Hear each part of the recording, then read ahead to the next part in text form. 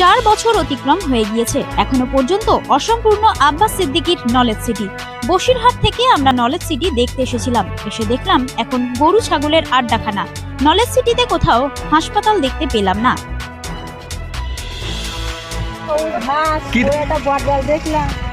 বড় হসপিটাল, ওর ভিতরে রোগী ভর্তি আছে, আর বড় মাঠ এখন সব হচ্ছে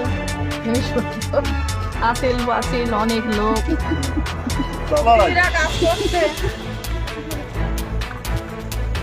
মাঠে গরু ছাগল নিয়ে সব বসে আছে, খাওয়াচ্ছে, তারা খাচ্ছে, তাদের গার্জেনেরা বসে আছে। না ডাক্তার দেখে আসিনি, আমরা দেখতে গেছিলাম হসপিটালটা কেমন হচ্ছে, তাই দূরের থেকে দেখে আসলাম। ওর ভিতরে দেখা যাচ্ছে তো মানুষজন।